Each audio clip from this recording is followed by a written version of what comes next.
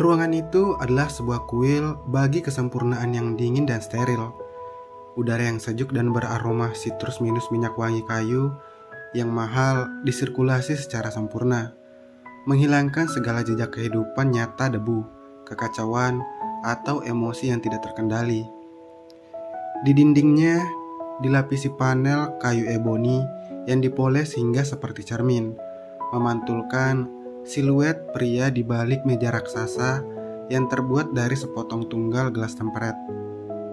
Ardan Pratama, jari-jarinya yang panjang dan terawat, menari dengan lincah di atas keyboard laptop yang ramping.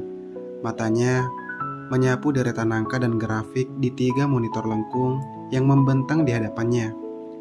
Setiap klik mouse-nya adalah sebuah keputusan yang bernilai miliaran rupiah. Setiap gerakan alisnya adalah sebuah perintah yang ditunggu oleh ratusan karyawan. Di usianya yang baru menginjak 32 tahun, dia bukan hanya pemegang tumpuk kekuasaan di Pratama Group, sebuah konglomerat yang bisnisnya menjalar dari properti, teknologi, hingga keuangan. Dia adalah arsiteknya. Dia telah mengambil perusahaan warisan ayahnya dan mengukirnya menjadi sesuatu yang lebih tajam, lebih efisien, lebih menguntungkan, dan lebih ditakuti. Tampilan luar yang tenang itu adalah sebuah ilusi. Di balik kacamatanya yang berwarna hazel, otaknya adalah sebuah badai kalkulasi. Hari ini bukan hari biasa. Hari ini adalah hari rapat Dewan Direksi Triwulanan. Dan dia tahu, di balik senyum sopan dan setelan jas bironi, pria hiu yang dipimpin oleh pamannya sendiri, Hendra Wijaya, sudah mengendus-endus darah di air. Bring-bring, telepon di meja, sebuah alat kuno yang hanya terhubung ke satu nomor berdering, memecah kesunyian yang disengaja. "Iya, Bu Siska," suara Ardan parau namun jelas. "Tuan, Pak Raffi sudah sampai." Suara housekeeper yang telah bekerja untuk keluarganya selama 40 tahun itu terdengar di seberang sana. "Suruh dia masuk."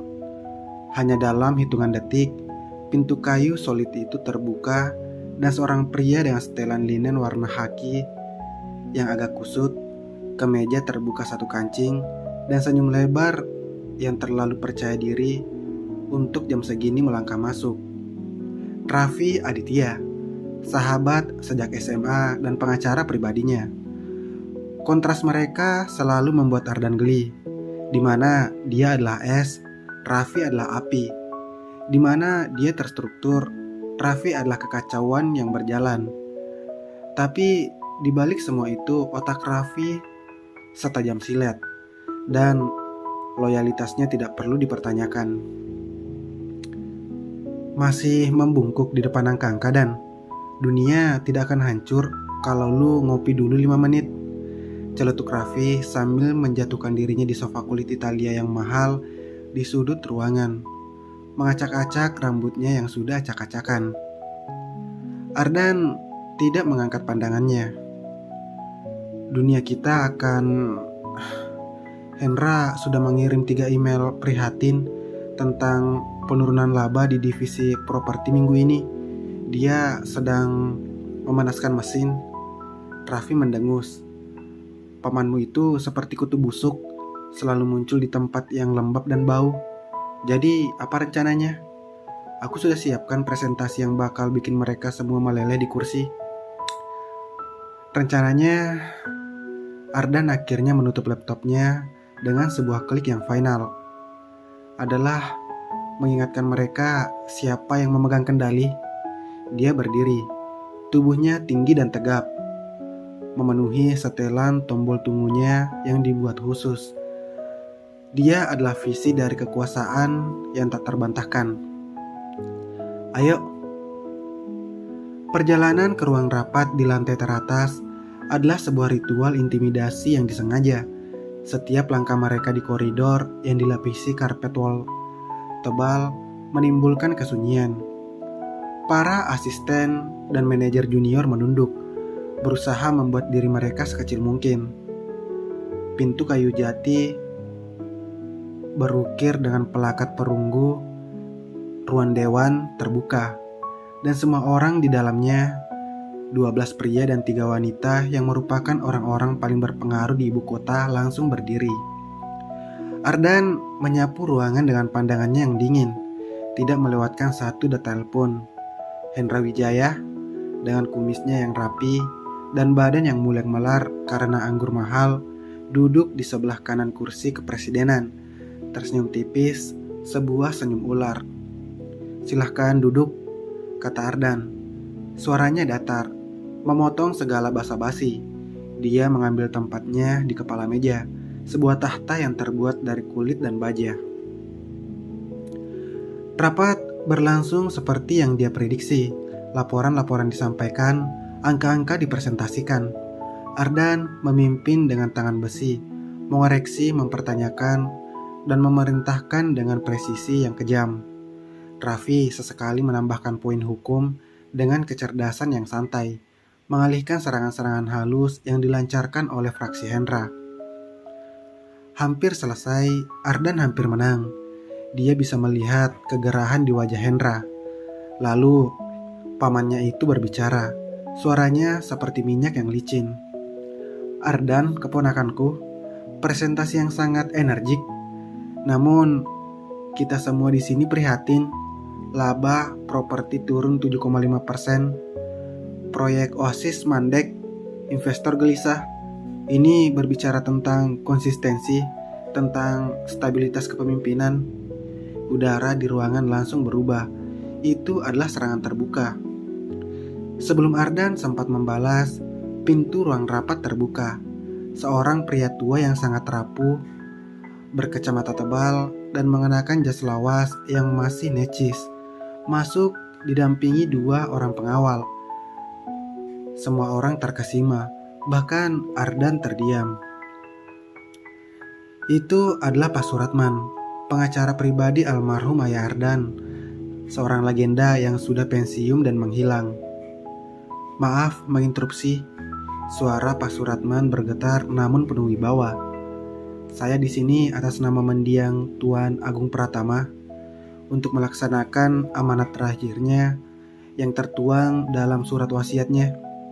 Dia meletakkan sebuah map kulit tua yang tebal di atas meja. Ardan membeku. Ayahnya telah meninggal 2 tahun lalu. Wasiat utamanya telah dibacakan dan dilaksanakan. Apa ini? Hendra terlihat bingung, lalu matanya berbinar. Mungkin ini adalah kesempatannya. "Wasiat utama," lanjut Pak Suratman, "memang telah memberikan kepemilikan mayoritas dan jabatan CEO kepada Tuan Ardan Pratama. Namun ada sebuah klausul tambahan yang sangat rahasia dan hanya akan dibuka pada kondisi tertentu." "Kondisi apa?" tanya Ardan. Suaranya lebih rendah dari biasanya. "Kondisi di mana stabilitas dan masa depan Pratama Group dianggap terancam, seperti yang disinggung oleh Tuan Hendra barusan." Pak Suratma melepas kacamatanya dan menyeka lensanya. Tuan Agung adalah seorang visioner. Dia tidak hanya memikirkan angka, tapi juga legasi karakter. Dia membuka map itu dan mengeluarkan selembar kertas berkop notaris yang sudah menguning. Klausulnya adalah sebagai berikut. Untuk mempertahankan kontrol atas perusahaan dan seluruh hartanya, Tuan Ardan Pratama harus menikah dalam waktu tidak lebih dari 1 minggu dari pembacaan wasiat ini. Ruangan sunyi sejenak, lalu meledak dengan gemuruh yang tertahan. Raffi tersedak air mineralnya.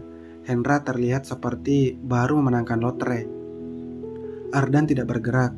Satu-satunya tanda bahwa dia mendengar adalah urat nadinya yang berdenyut di pelipis. "Ini lelucon," bisiknya. Suaranya berbahaya. "Sama sekali tidak, Tuan," jawab Pak Suratman dengan sedih. "Pernikahan tersebut haruslah dengan seorang wanita yang..." Dia melihat ke kertas, seolah tidak percaya dengan apa yang dibacanya, yang tidak tercemar oleh dunia kekuasaan dan uang. Seorang wanita yang polos, baik hati, dan tidak mengetahui seluk-beluk bisnis keluarga Pratama. Hendra tidak bisa menahan tawanya. Jadi Ardan kecil ini harus mencari Cinderella? Ini fantastis. Ardan mengabaikannya. Matanya membakar Pak Suratman. Dan jika saya menolak? Pak Suratman menarik nafas dalam-dalam. Maka sesuai wasiat, kontrol atas Pratama Group, termasuk semua saham milik Tuan, akan dialihkan sementara kepada sebuah Board of Trustees yang diketuai oleh... Dia menatap Hendra. Tuan Hendra Wijaya hingga Tuan Ardan dianggap layak secara moral. Selain itu, Tuan akan kehilangan hak atas semua aset pribadi yang diwariskan. Raffi berseru, "Itu gila, itu tidak bisa secara hukum." "Saya telah memverifikasi keabsahannya, Tuan Raffi," kata Pak Suratman lembut. "Semua sudah disahkan oleh pengadilan. Ini adalah keinginan terakhir Tuan Agung. Dia percaya bahwa seorang pemimpin sejati membutuhkan keseimbangan, sebuah hati, dan itu menurutnya hanya bisa ditemukan dalam ikatan pernikahan yang tulus." "Tulus?" Ardan akhirnya meledak. Dia berdiri, meninju meja. "Kamu menyebut ini tulus? Ini adalah lelucon yang menyedihkan. Ini adalah penghinaan." Amarahnya adalah sebuah badai yang mengerikan, membuat semua orang di ruangan itu, bahkan Hendra, terdiam. "Ayah tahu bahwa perusahaan adalah segalanya bagiku. Dia tahu bahwa pernikahan adalah sebuah kontrak sosial yang tidak berguna. Ini adalah hukuman atau..." Matanya menyipit menatap Hendra. "Sebuah konspirasi?" Hendra mengangkat tangannya. "Jangan menuduh begitu keponakanku. Aku sama terkejutnya. Tapi wasiat ayahmu jelas, nikah dalam seminggu atau..." Dia tersenyum. "Paman yang baik ini akan dengan berat hati mengambil alih." Ardan berdiri, dihianati oleh ayahnya yang sudah tiada, dikelilingi oleh serigala yang siap menerkam. Dia melihat ke sekeliling ruangan. Setiap wajah adalah sebuah topeng. Ada yang menunjukkan rasa kasihan palsu, ada yang terlihat senang, ada yang ketakutan. Pikirannya berputar kencang. Seluruh hidupnya, segala yang telah dia bangun, segala yang dia perjuangkan untuk lepas dari bayang-bayang ayahnya yang otoriter, semua bisa hilang dalam sekejap karena sebuah klausa absurd. Dia adalah seorang CEO, bukan seorang peserta reality show mencari cinta. Seorang wanita polos, kata-kata itu mengolok-oloknya. Lalu sesuatu dalam dirinya padam. Amarahnya yang mendidih tiba-tiba membeku menjadi sebuah determinasi yang lebih dingin, lebih berbahaya. Matanya yang memancarkan kemarahan tiba-tiba menjadi seperti batu. Dia meluruskan jasnya. Dia menarik nafas. "Baik," kata Ardan. Suaranya kembali datar dan terkendali, membuat semua orang melongo. "Jika itu keinginan almarhum ayah." Dia menatap Hendra. "Kau akan tetap duduk di kursimu yang panas itu, Paman. Perusahaan ini adalah milikku. Tidak ada seorang pun yang akan merebutnya, terutama melalui sebuah lelucon hukum yang menyedihkan ini." Dia memandang Pak Suratman. "Saya membutuhkan nama dan alamatnya sekarang." Pak Suratman mengeluarkan selembar kertas kecil dari mapnya, seolah sudah mempersiapkannya.